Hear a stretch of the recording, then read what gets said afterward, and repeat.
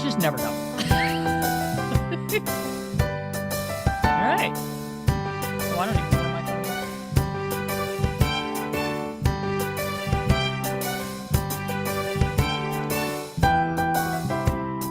We're live on YouTube. I got that much. Are we good on Facebook? On both. Yay! Happy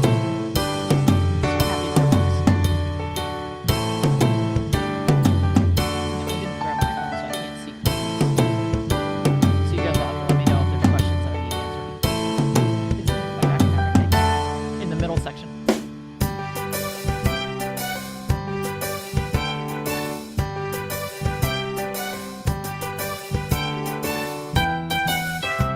Perfect, thank you.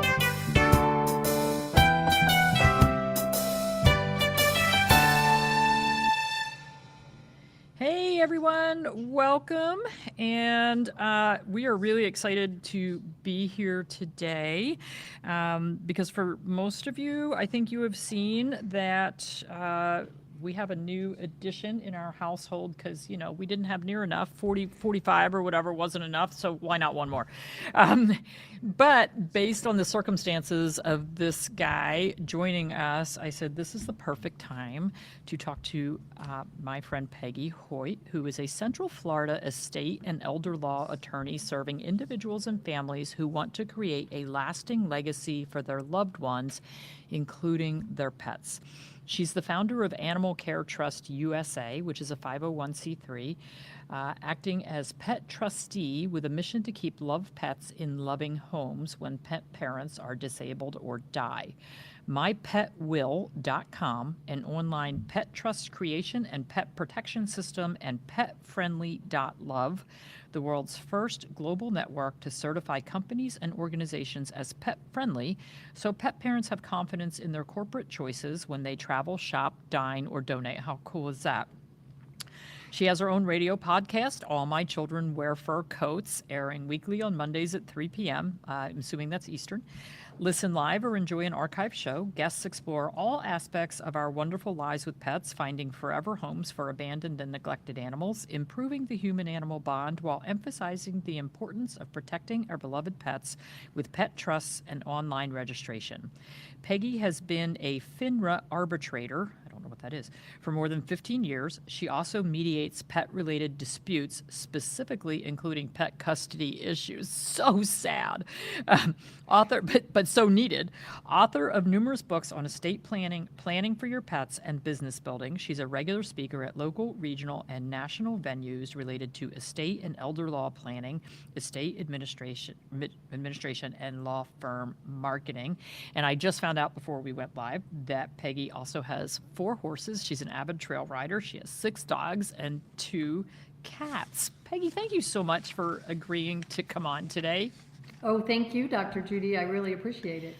So we met originally at the Women in the Pet Industry Awards dinner. I think we sat next to each other and started talking. And, you know, there are so many women doing amazing things in the pet industry, but this was something I had never really thought about and never really heard about. So I think it's really cool. How did you get interested in starting something for, like, what do we do with our pets when something happens to us? Well, I think for me it was kind of a natural transition for my estate planning practice because we talk about planning for the people we love, and then it's pretty obvious that our pets are people too, and we love them as well. And sometimes as we get older, they tend to be our most favorite companions. So we want to make sure that if something happens to us, that they're not just left floundering. It is estimated that 500,000 loved pets are euthanized every year because their pet parent didn't have a plan. So I saw that as an opportunity to combine my passion and my profession, and Awesome. it's worked out great. Yeah, and we see that so much when we look at pet businesses in the pet industry. So many of them are something that we're passionate about, and then we see a need. And so whether it's, a pet product, a pet food, books, estate planning, whatever. And it's so cool when you can combine what you love, like two different things, and bring them together and make a huge difference. So what I want to do is I want to introduce Charlie. So did I get it right? So this is Charlie, and he is a Cocker Spaniel. And if you look at him coming head on, you'll see he has very white eyes. He is blind. He has cataracts in both eyes. And I saw him originally on a Facebook post, and somebody was saying, oh, here's this Cavalier who needs rescue. And then it turned into a big argument. Is that a Cavalier? Is that a Cocker Spaniel? And so I kind of took the high road and said, maybe he's a Cockalier. But when I saw him, he was up in New York, and we're in North Carolina. And I said, if someone can get him out of the shelter, then we will take him if we can figure out how to get him to North Carolina. And so that managed to all come together. One of the Cavalier rescue groups, even though he actually is a Cocker, one of the Cavalier rescue groups was willing to step up and do the work that needed to be done to get him out of the shelter. And then through a combination of their work and my friends, we found transportation to get this guy south. But, once the rescue group went to the shelter and said, okay, we want to pull this dog. We have an adopter. We got the backstory on this poor dog. And the backstory, as I understand it, and I may not have it 100% right, but as I understand it, the owner died. And I don't know whether it was a man or a woman, but the owner was elderly and passed away. And there was no family to step up, and no plan. And so apparently this dog was wandering the apartment complex for an unknown amount of time before he ended up at the shelter. And so here we have a blind dog wandering around with really I think people were just, kind of feeding him randomly. And that is a really sad situation. Like, you do not want your blind dog wandering aimlessly, hoping that someone will care for him. And having something in place would have been so much better. I mean, this guy, we got lucky because somebody saw him, somebody was willing to get him, we were willing to take him. And interestingly, the shelter veterinarian said, oh, this dog's like 13 years old because he's got these cataracts. He actually, I believe these are genetic cataracts, which Cockers get at 3 to 4 years of age. He's very playful, very happy. I think this dog is probably more like 5 or 6 years old. So we're actually scheduled to see the ophthalmologist next week. We hope to have his cataracts removed, restore vision, and give him an amazing life. So in Charlie's case, I think there's a happy ending. But like you said, 500,000 pets euthanized because there's no plan.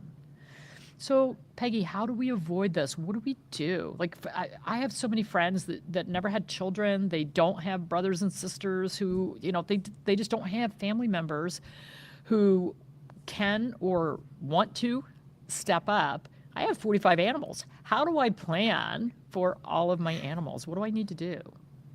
So that is an excellent question, because a lot of times we assume that our family is going to step in and take care of our pets, whether it's our husband or our child or our sister or brother. And the reality is, and it sounds like this is what happened with your little guy, somebody just let him out. That was the plan for him. We're just going to let him out and let him fend for himself and hope somebody finds him. And you're right, in his situation, it was a good outcome. So at a minimum, people need to talk to people that they know and that they trust and ask them, are you willing to take care of my pet? And once you find one person, don't rest your laurels there. Get a backup and get a second backup. I always insist that my clients have at least 3 backups for everything that they choose. And you're right, a lot of people don't have family or children that they can rely on, so we really do have to develop those relationships. And in a best case scenario, we might create a pet trust for the benefit of our pet. Now, a pet trust is a kind of like a trust for a minor child, only in this case, it's a trust for the benefit of loved pets. And the pets are the beneficiaries, and then there's a caregiver, and then there's a trustee, somebody who manages the money for the benefit of the pets. So that trustee would not be the caregiver. Most of the time, I would recommend that it not be the caregiver, because that would be the equivalent of just handing that person, you know, the money, if you will, and trusting that they're going to do the right thing. Now, they might, and so you might have those people that you trust, but if you want that, I want to be more than sure, it's better to have a separate trustee from the caregiver. So basically, the trustee is kind of holding the purse strings, and so the caregiver would have to reach out to the trustee and say, hey, I need to take the pet in for veterinary work, a dental cleaning, whatever needs to be done, or I need to go, you know, I need a monthly allowance for food for the pet, and then the trustee would release the funds as needed. Exactly. And so a lot of it depends on drafting, is what does the trust actually say about how the money can be spent? Can the money be spent for anything? Can it be doled out, as you say, on a budget basis, a little bit at a time, you know, $1,000 a month, $2,000 a month? It's all going to depend on the drafting. But I think one of the most important things is to make sure, if you are considering a pet trust, that you leave enough money. Because I think that a lot of times we underestimate what we spend to take care of our animals. And certainly, you know, Dr. Judy, with 45 animals, that the expenses are not small. So Exactly. you really do have to calculate it on a per pet basis on what do you spend on that pet now, what is an extraordinarily long life expectancy for that pet, and then multiply it out on an annual basis. I mean, you'll find that, you know, $10, $15, $20,000 is not unreasonable to leave for the care of a small dog or a cat. And sometimes people will say, well, my animal's older, so I don't need to leave as much. But the reality is, as our pets get older, they actually require more care. So I still say, figure out an extra long life expectancy, make sure you leave enough money for the benefit of the pets. I mean, look to your retirement plans, look to your life insurance policies, look to your savings as resources to be available for the pets. And then if you're a crazy person like me, you can create a pet trust that says, I'm going to leave my house, my farm, and everything I own to my pet trust, so that I know for sure that my pets have A, a place to live, and B, plenty of money to take care of them. That's really interesting. So basically, I could leave everything to my pet trust and then tell my kids they get whatever's left over after the last animal goes. Absolutely, yeah.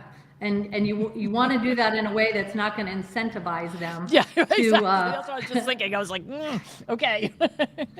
But yeah, you know, we don't necessarily plan on enough, because, for instance, this guy that we just adopted, he's going to need cataract surgery on both eyes. I'm hoping they can do both eyes. I'm hoping we can regain some vision.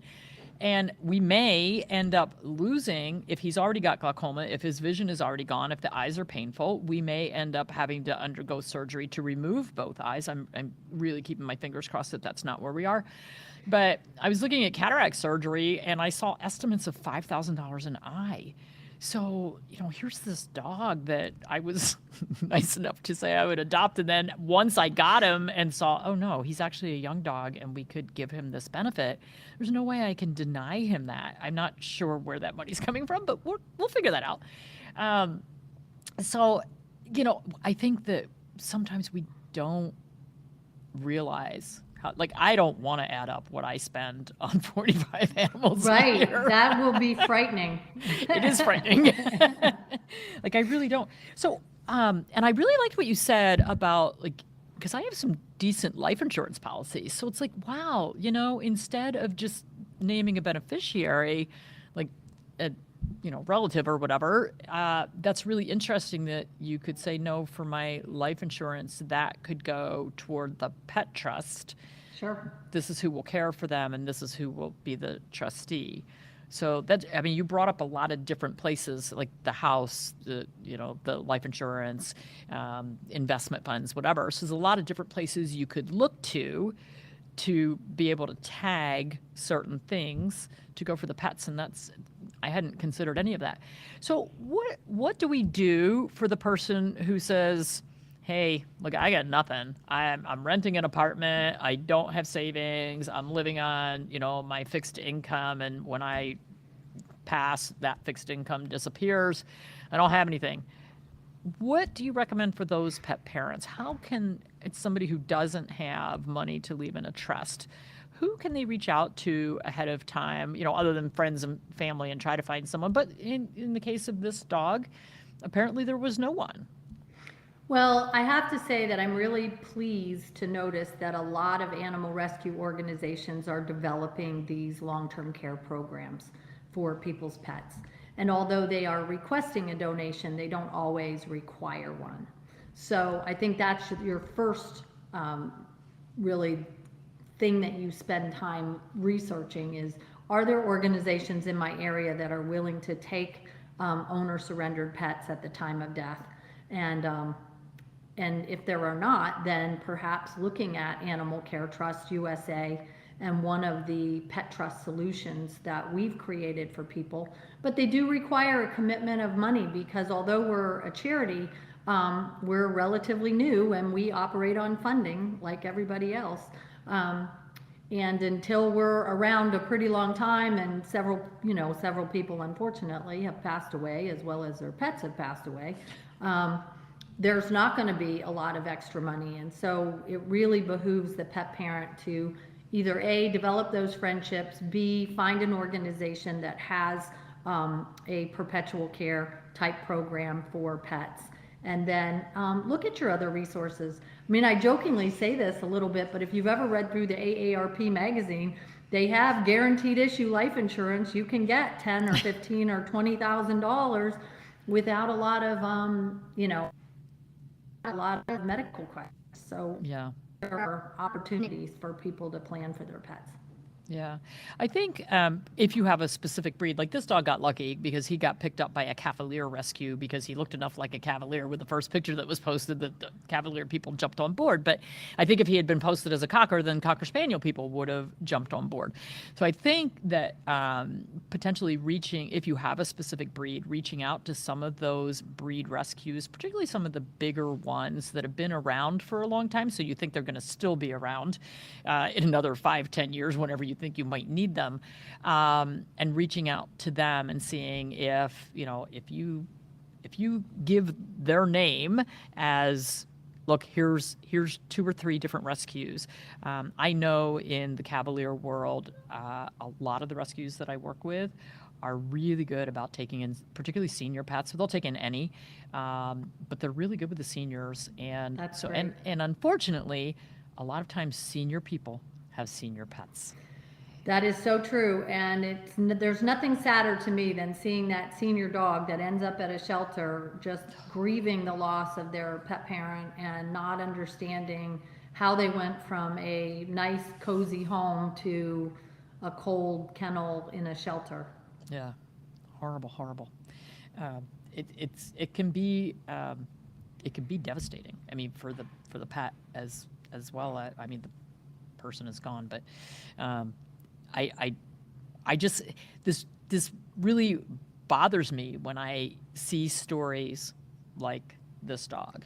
Yes. And I know that, like Michelle Allen, who has Monkey's House Dog Hospice and Sanctuary, people reach out to her all the time and say, hey, when I die, will you take my dog?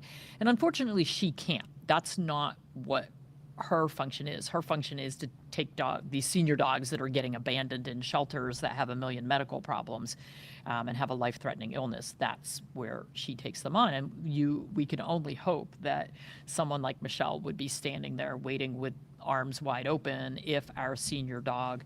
But for instance, this dog Charlie, even though the shelter said he was a senior, he's not.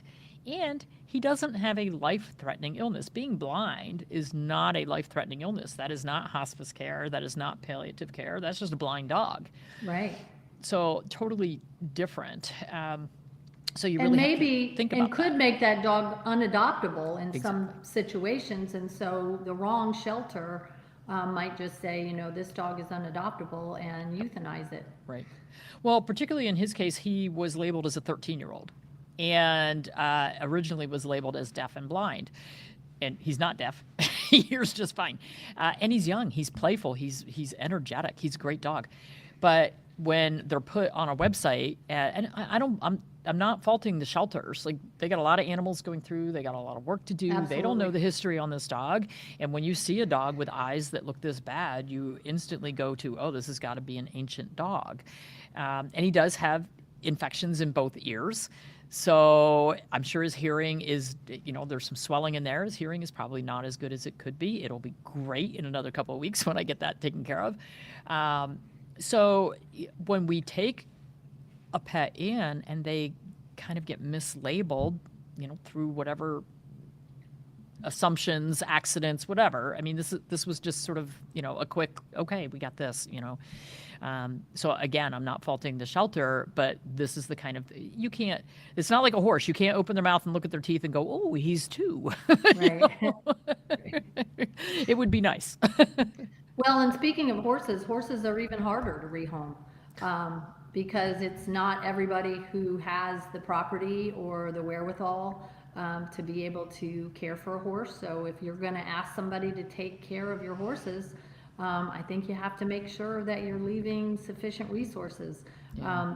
The different kinds of plans that I talk about is I talk about Forever Home. That's the one that I have, where I want my animals to stay home and I just want a pet caregiver to move in with them.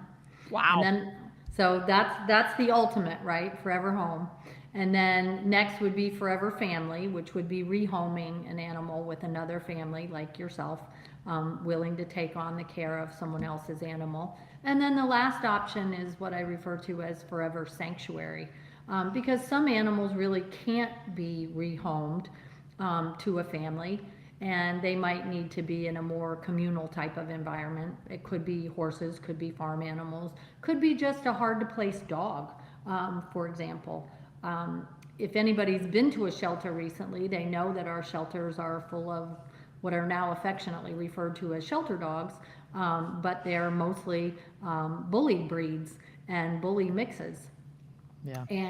And the sad statistic is that we are still euthanizing 3 to 4 million healthy adoptable pets every single year in this country, because there are just not enough homes for all of the animals that need them.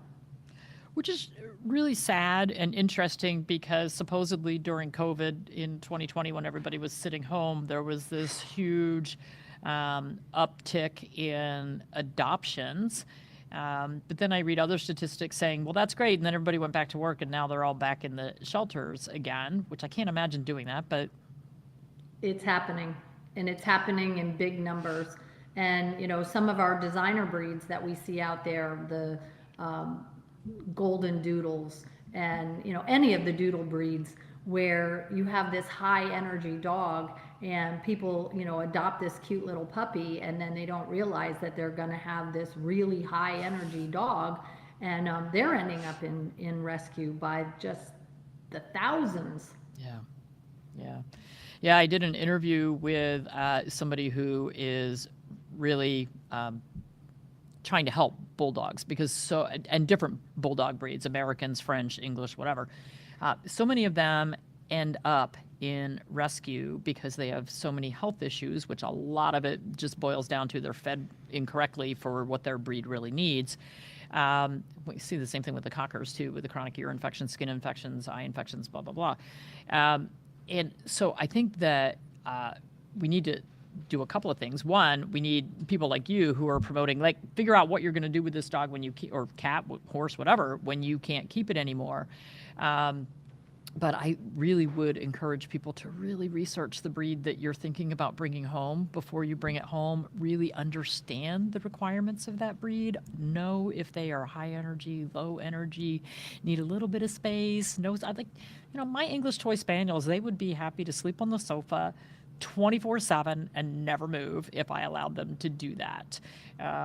But if I had a border collie or a working dog, they would absolutely need the entire 23 acres of my farm to be out there doing what they need to be doing. And so a lot of the behavior problems and things that we see are because we have the wrong type of animal in the wrong environment. Right, exactly right. I mean, we see something that's cute or pretty or wins Westminster or, any of those kinds of things. And Or a new suddenly, movie comes out with a specific yeah, breed in it and yeah, everybody has to have one. Oops. exactly. So Yeah. I just Oh, shoot. really, I wish that people would treat their animals like their children. Yeah.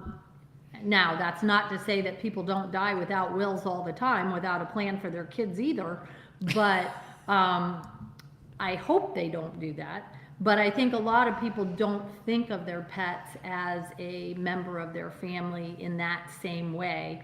And we tend to think that we're going to outlive our pets. True. But it doesn't always work that way. So, and if you're me or if you're you, you're always going to have a pet. So it doesn't matter, right? Well, you say that, and I'm thinking, okay, when we adopted these donkeys from the kill pen last year, one of them was a month old and one of them was 3 months old. So if they live to be 30 years old, I'm going to be really old. And I may not be here. And Right. someone else may be taking care of them in their very senior years when they may have higher expenses, may have more issues. So, I mean, I know that every time the blacksmith comes out, which is about every 6 weeks, the donkeys are, because they were unhandled wild crazy animals when we got them. They're very sweet now, but not for the farrier. So it requires sedation by the veterinarian, and then it requires the farrier, and so that's $700 every 6 weeks.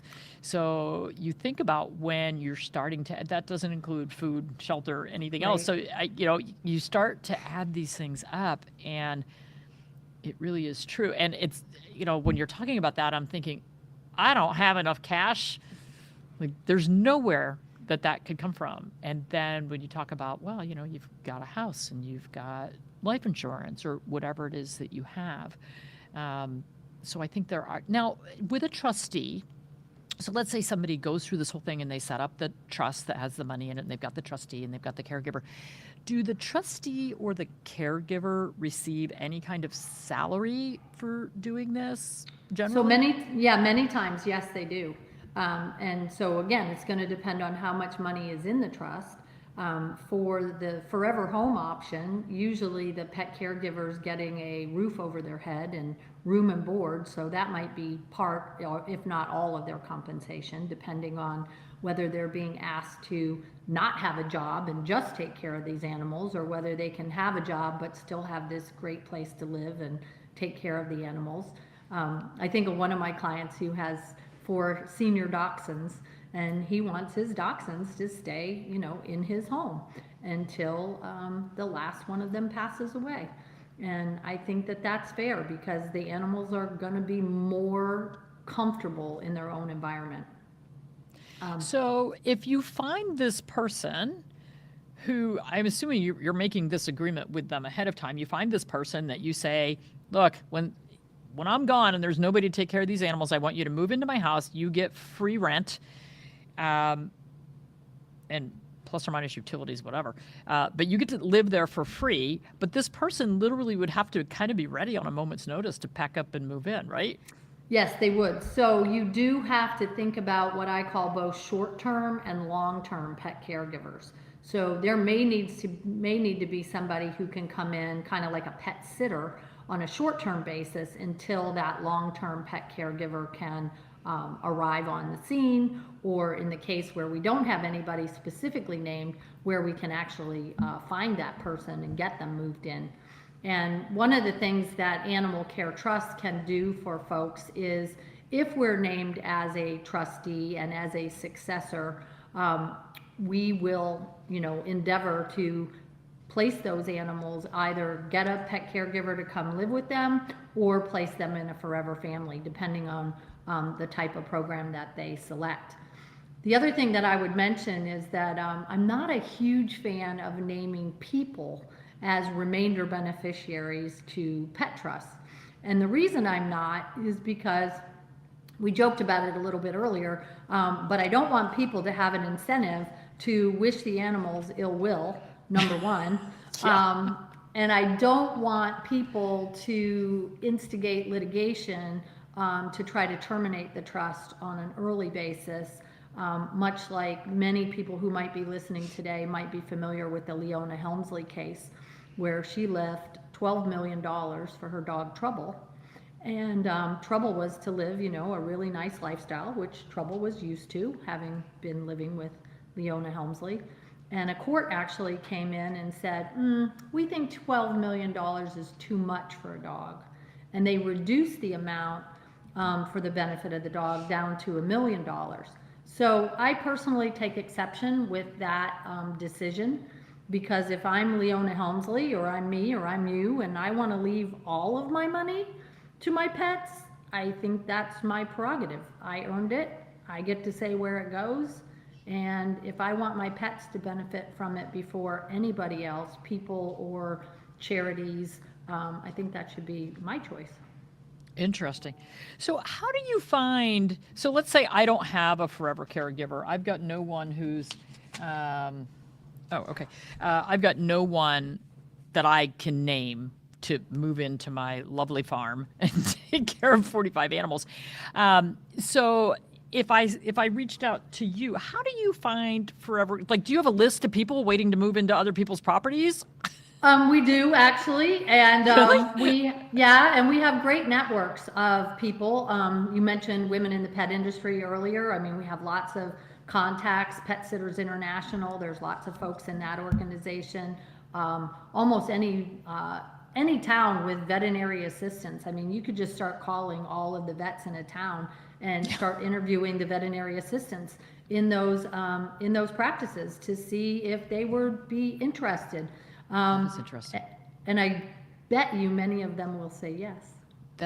That's a really good resource that I would not have thought of. But it's funny because when I need pet sitting, that's the first thing that crosses my mind. Like, we're new to the area, and when I wanted to find a farm sitter, I'm like, I should call my vet office and see if any of their technicians want to do this. If someone wanted to get on your list of forever caregivers, like, wow, this sounds like something that would be really awesome to do, how would they do that? So they can do that either through Animal Care Trust USA. They can send me a message through the website, or they can reach out to me directly at my law firm at my email address, peggy@hoytbryan.com. And so somebody asked a question, can a lawyer be your trustee? Sure, absolutely they can, if Yeah, they're willing to. Yeah, I would think that would be a good person, if they're willing to do it, to be the trustee and be in charge of doling out the finances. I would say maybe your lawyer or your accountant or your financial advisor, if you have one. Like, my financial advisor is so animal centric. She doesn't have kids, and like, the animals are everything. She would probably say, absolutely, I'll make sure your animals get taken care of. So well, and as long as she doesn't have a conflict of interest, because sometimes the broker dealer won't allow that. Interesting. So yes, but that would be a good choice. The CPA would be a good choice. Lawyers are good choices. Professional fiduciaries, just people who hold themselves out as professional fiduciaries, also good choices. Would it be better to have, as the trustee, would it be better to have somebody like that rather than another family member? Probably, because all trusts are governed by a trust code. So there are some legal and tax requirements. So people need to know what their obligations are. And a lot of times, just your sister or your brother are not necessarily going to know all of the ins and outs of managing a trust properly. Yeah, and I'd really hate to, again, that whenever money is involved, that family infighting can suddenly get really ugly for no reason. It gets really interesting. I always say that the two most common words at a funeral are, what do I get and when do I get it? Yeah.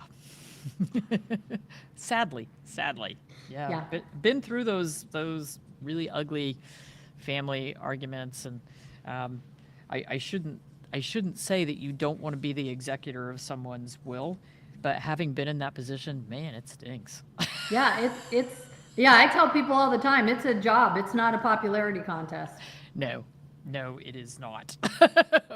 So, So I find that more and more my clients are asking me to serve in that role for them, because they figure that, I don't have a vested interest in what happens. I don't have a dog in that hunt, so to speak. right, yeah, So they think that, here's a disinterested third party who created the plan, so I certainly know what the plan is. So I think it's becoming more common to rely on professionals. yeah. Well, I think it would be less conflict of interest between like I don't want to leave something to be taken care of that my family ends up having arguments over. Right. So I think having things planned. Well, shoot, now I got a lot of work to do. I got 45 animals to figure out who's doing Oh, what. you do, for sure. I really love the idea of someone just moving in. And funny thing is, said to my husband yesterday that I really want to jump in our motorhome and do a year-long cross-country trip. Just one more last hurrah. And I'm like, where do we find that person who wants to just come move into the farm, have, a free place to live, but have to take care of 45 animals? Sure. So I guess there are people out there willing to do those sorts of things. It just has to be someone that you trust.